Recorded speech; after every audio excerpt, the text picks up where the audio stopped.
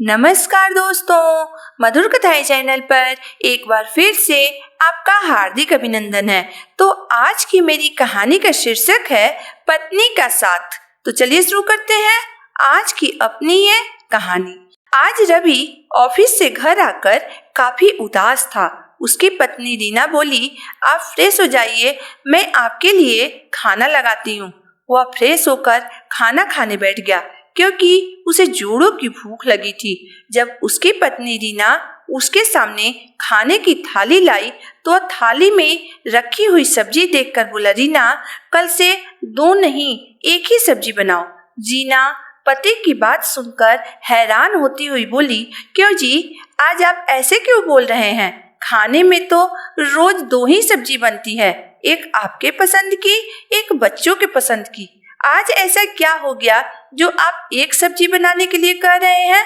तब रवि काफी उदास होते हुए कहा, रीना, आज मेरी नौकरी चली गई है। आज मैं बेरोजगार हो गया हूँ। मेरे पास रोजी रोटी का कोई साधन नहीं है। जो थोड़ा बहुत बैंक में रुपया है उसे ही बहुत हिसाब से खर्च करना पड़ेगा। जब तक रोजगार का कोई साधन न मिल जाए, यानी कोई दूसरी नौकरी न मिल जाए, तुम बच्चों के पसंद का ही खाना बनाया करो। अब से मैं वही खा लूंगा। रवि पत्नी के सामने सर झुकाकर बोला, लेकिन रीना, तुम चिंता मत करो। मैं तुमसे वादा करता हूँ कि मैं तुम्हें और बच्चों को ज्यादा दिन तंगी में नहीं रहने दूंगा। मैं बहुत जल्द ही दूसरी नौकरी ढूंढ लूंगा। लेकिन हाँ, जब तक दूसरी नौकरी नहीं मिल जाती तब तक थोड़ा हाथ बांध कर ही चलाना होगा। पति की बात सुनकर रीना उदास होते हुए बोली, कोई बात नहीं रवि, सिर्फ नौकरी ही तो गई है। आप तो ठीक है ना? और जब आप ठीक रहिएगा तो भगवान की कृपा से बहुत जल्द दूसरी नौकरी भी मिल जाएगी। आप बिल्कुल भी चिंता मत कीजिए और खाना खाइए। रीना पति को साहस देते हुए बोली। रवि का एक बहुत ही प्यारा सा परिवार था। रीना जैसी सुशील और सुलझी हुई पत्नी और दो प्यारी प्यारी बेटियां जूही और जूली। बहुत ही खुशहाल परिवार था रवि का, और रवि भी अपने परिवार से बहुत प्यार करता था। अभी दोनों पति पत्नी बातें कर ही रहे थे कि कैसे इस आई हुई मुसीबत का सामना किया जाए। तभी उनकी बड़ी बेटी जूही, जो 10 साल की थी, भागती हुई आई और बोली, पापा, हमारे स्कूल की फीस जमा करनी है, टीचर बोली हैं। जूही की बात सुनकर रीना बोली, ठीक है बेटा, पापा फीस जमा करवा देंगे, तुम चिंता मत करो, जाओ और जाकर पढ़ाई करो। बेटी के जाने के बाद रवि बोला, रीना, जितना सोचा था परेशानी कहीं उससे ज्यादा बड़ी है। 20,000 रुपये तो बच्चों की फीस में ही चली जाएगी।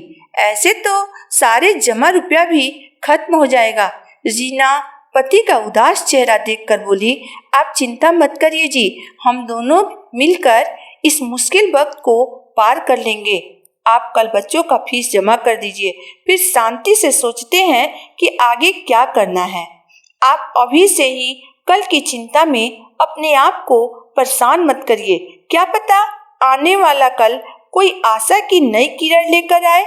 रीना पति का हाथ अपने हाथों में लेकर उसे समझाते हुए बोली, 6 महीने बीत गए पर रवि को अभी तक कोई ढंग की नौकरी नहीं मिली। इस बीच रीना अपने घर के खर्चे को काफी अच्छे से संभाल रही थी।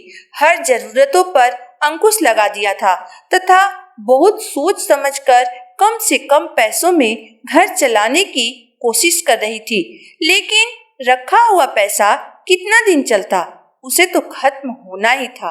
एक बार फिर बच्चों के स्कूल से फीस जमा करने का मैसेज आ गया और बैंक में केवल 5,000 रुपये ही थे।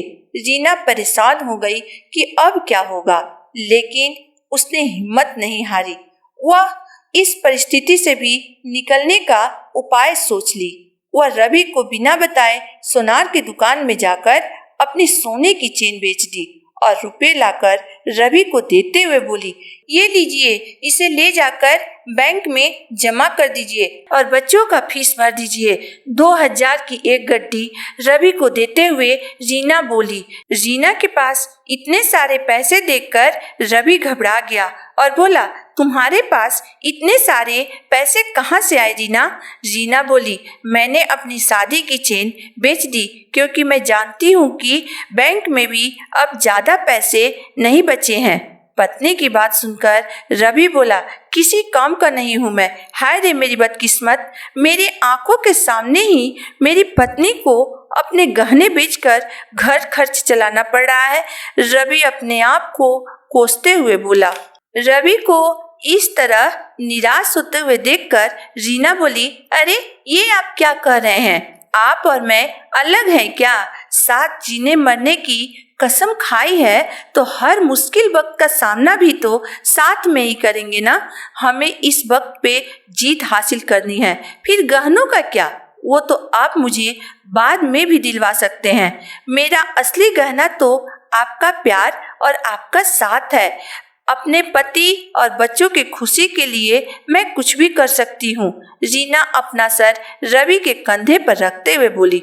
रवि पत्नी की प्यार भरी बात सुनकर निहाल हो गया और बोला, बहुत खुशकिस्मत हूँ मैं जो मुझे तुम्हारी जैसी पत्नी मिली।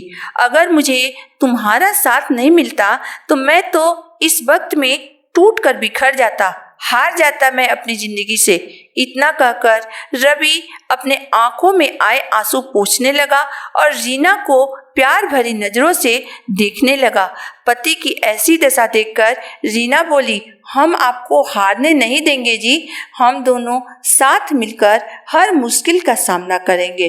तब रवि बोला, हाँ रीना, तुम शायद ठीक कह रही हो। हम दोनों के साथ से यह बुरा वक्त भी गुजर जाएगा, क्योंकि हर काली रात के बाद एक नई सुबह जरूर आती है।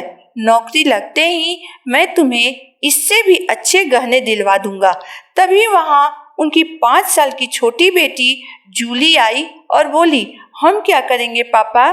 बेटी की बात सुनकर रवि बोला, आप दोनों को कुछ नहीं करना है बेटा, आप दोनों को केवल अपनी पढ़ाई पर ध्यान देना है और इस मुश्किल वक्त से लड़ने में हमारा साथ देना है। हम चारों जब तक साथ हैं तब तक हमें कोई नहीं हरा सकता है। कुछ दिन ऐसे बीतने के बाद रीना को अपनी अंगूठी भी बेचनी पड़ी। वक्त उसका इम्तिहान ले रहा था, पर कहते हैं ना कि जब सब्र करने वाली पत्नी साथ हो तो पति के भाग्य चमकने में देरी नहीं लगती है।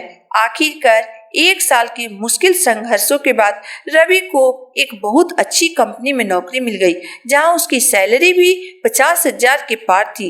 एक बार फिर दोनों की जिंदगी में खुशियां लौट आई। तो दोस्तों, आज की मेरी कहानी यहीं तक थी। दोस्तों, कहते हैं जब आत्मविश्वास और हौसलों से भरी हुई पत्नी अगर पति के साथ हो तो क्रोधी यमराज भी उसका कुछ नहीं बिगाड़ सकते हैं। तो यह मुश्किल वक्त क्या है दोस्तों? पत्नी की बुराई तो हर कोई करता है, लेकिन अगर देखा जाए तो बुरे से बुरे वक्त में पत्नी ही हमारे साथ खड़ी रहती है। इसमें आपकी राय क्या है?